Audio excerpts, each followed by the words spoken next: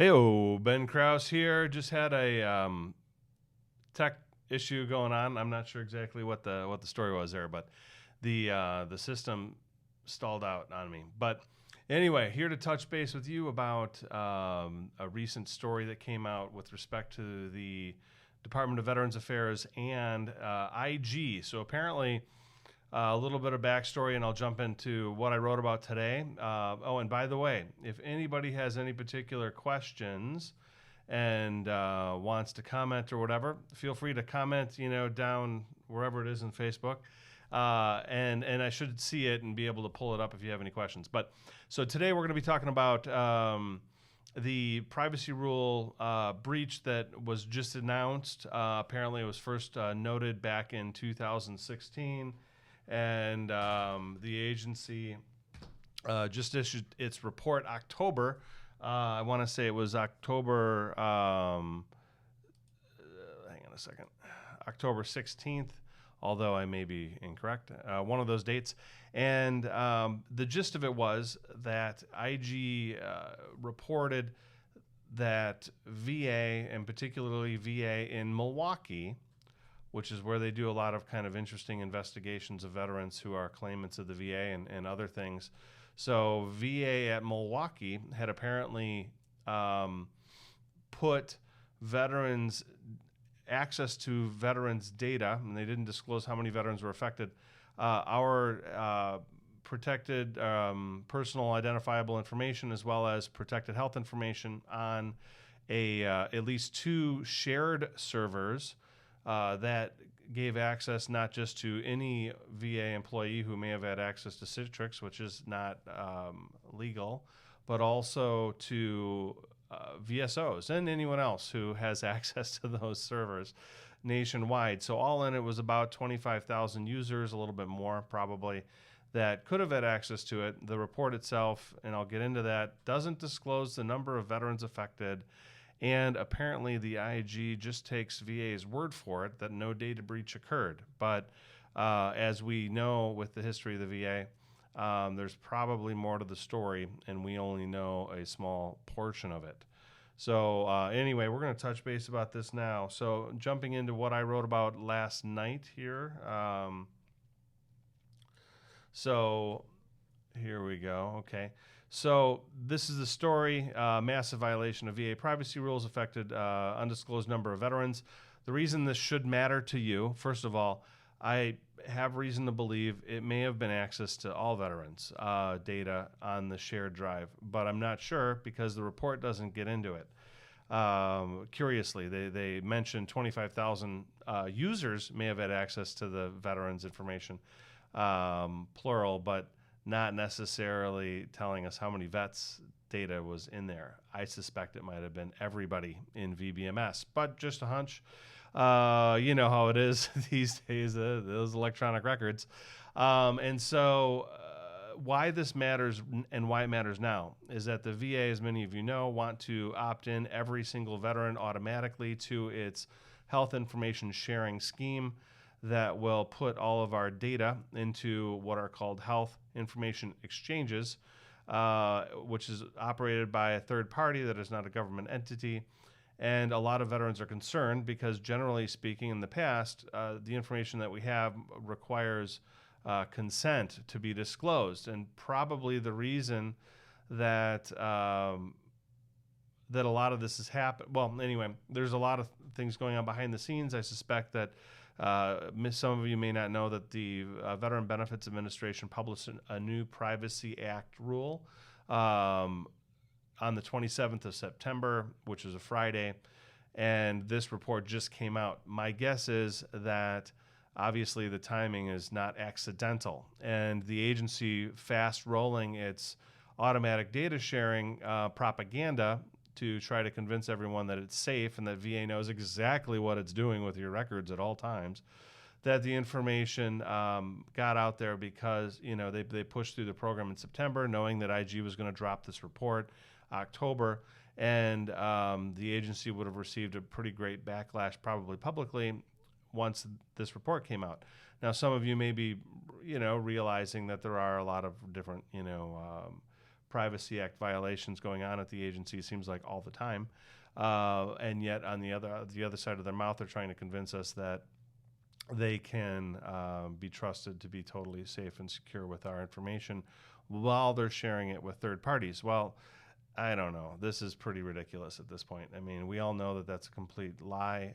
They don't know what they're doing within their own house, much less when you incorporate that with automatic data sharing of all of your health information with companies that want to take that information and then use it for research to then sell the research back to the VA and back to other agencies, entities, healthcare providers, law enforcement, all that stuff. So anyway, there's a lot to consider. So looking at this report, some of you may notice that I was able to get my cursor to show up so I can actually track. I wasn't able to do this before, so it took me a little bit, figured it out. So basically, it's pretty massive what they did. I suspect that, as you can see here, the VA is supposed to give the information to Department of Health and Human Services if there's a HIPAA violation. But the agency, in its own investigation of itself, concluded no data breach occurred, and therefore the IG seemingly accepted that conclusion without question, or at least because it was, outside of the scope of the very narrow understanding of what the complainant wrote down. So they didn't look into it. Whatever the reasoning is, they just accepted what VA said. Oh, well, no HIPAA violations occurred. I think that they're probably mistaken. And probably mistaken on purpose because, of course, we know that all these policies are rolling out now to share our data. And, a massive privacy breach would probably put the hold on all of that if, the agency were caught unlawfully sharing millions of records with somebody that they shouldn't have done. We know in this instance, at least one of the groups that should not have been given access were VSOs. Now, I know that some of you have said, well, but don't VSOs have access to your records? Yes, if you are their client or you're, that person is working with you and that person signs the requisite release of information power of attorney. So for the VSO, it would be the 2122. That one person should then give access to the VSO who's handling their one claim, right, or their overall claims. That's not what happened here. What happened here is somebody put access to a great number of veterans' information on these shared drives, and the complaint just kind of got brushed under the rug back in 2016, and it was reopened in 2019, and now we have this report. So, hey, Ona, I see what you're writing here. I'm going to pop it up on the screen so that other people can see. So there are people, she believes, connected to Loma Linda and Dayton VA. And then, so there's something going on. I agree with you. And I'm highly suspicious that, we all talk about a deep state or something along those lines. Maybe there's a deep VA, right? A group of incompetent morons that are, flouting the law and believe that they're supposed to be doing things behind the scenes when it's completely illegal. So, probably. Let's see. And then she writes, exchanges, does the ACA mean anything to you? I don't know. The whole reason any of us are in the VA is because of the exchanges. Right. So, let's see here. And what else? There's a couple others. So there's a lot going on, and I don't know if I agree that putting us in the shared servers is the response to the database. So that could be. There could be more to this. But I think what they're trying to say, Ona, is that within the health exchange. So I'll get into that in a little bit. Okay, we'll jump into the story and then I'll talk about that later. So basically, VA changes the privacy rules. This is where we're at. September 27th, we all know they also rolled out, this is VBA, so VHA also rolled out its own privacy stuff at the same time. I'm sure this is not a coincidence because the one deals with your private or personally identifiable information, the other with personal health information or protected health information. And so I'm sure that they're connected. There's a reason this is all getting rolled out right now. They are trying to avoid getting sued. I just can only conclude that. So with this IG report, Probably a lot more to the story. I'm sure that my information was shared in whatever occurred related to what the IG was investigating. But again, they didn't say how many veterans. So I think that that's very curious, something we really got to look into and pay a lot of attention to. So basically, IG did not investigate whether this was a data breach. VA did its own investigation and conveniently concluded that no data breach occurred. But we don't have a copy of that report, and it wasn't really included. It was discussed, but it wasn't included with the IG investigation as appendix, which again, interesting. So VA, the IG concluded that the poor handling of veteran data occurred because, number one, user negligence in storing sensitive personal information on shared drives. Number two, due to a lack of technical safeguards to prevent inappropriate storage. And number three, inadequate oversight to ensure compliance with agency rules. Now, again, VA is about, they're about to manually opt in or automatically opt in every veteran, unless you opt out, supposedly, of the health information exchanges. Meanwhile, out of the other side of its mouth, IG is warning us that, well, the VA is telling you that it's safe and they have these videos and propaganda they're pushing out. But the reality is it's not safe at all. So, buyer beware. Then we go on. They say, of course, that we know 25,000 users on the network nationally had access to this information. So just any old person could jump in there and grab your stuff. Now, we know in IT land that somehow that was probably tracked somewhere. So if you believe that your information may have been compromised through this system, you may want to put in a Privacy Act request with your privacy officer and ask them, was my information in that server where a VSO or some other party may have had access to it illegally, et cetera. And you should be able to get an accounting. So I'd be really interested, some of you watching this video, some of you looking into this, I would be super interested to see what you find, so definitely check that out. Now, and in putting this into perspective, this is something I thought it was funny in our house because I was explaining this to my wife and our 17-year-old daughter, my wife's stepdaughter, about what happened. And, it was funny talking to my daughter about this because her eyes almost went cross. But basically, our analogy to how stupid this is was me to my daughter about homework. I have heard from a third party, this is me talking to her, I've heard from a third party that you do not do your homework. I ask that you investigate whether you did your homework, and I will not check with the third party to see if you, in fact, turned in your homework. Can you please tell me what you find out? To my daughter, who, as we know, would probably say, I did everything. I don't know. It's the teacher's fault, or whatever. But meanwhile, we know that veterans are being retaliated against, whistleblowers especially. You can't help but wonder if you're a veteran and a whistleblower, if your information's in the system, was it compromised and then used, as we know, for illegal reasons? Was this connected with, a lot of these other stories that we hear where veterans are targeted by agency? Even I think there were some examples recently within the Office of Accountability and Whistleblower Protection where veterans were targeted. So was this part of that scheme, to go after high-profile or whistleblower veterans and to try to shut us up? I think it might be, but that's my speculation. And then they're talking about basically the IG report's conclusions, and I highlighted this for readers because, again, I think it's important. The IG report concludes the following: that they failing to secure sensitive personal information could result in unavoidable VA expenses. If VA's data breach response service,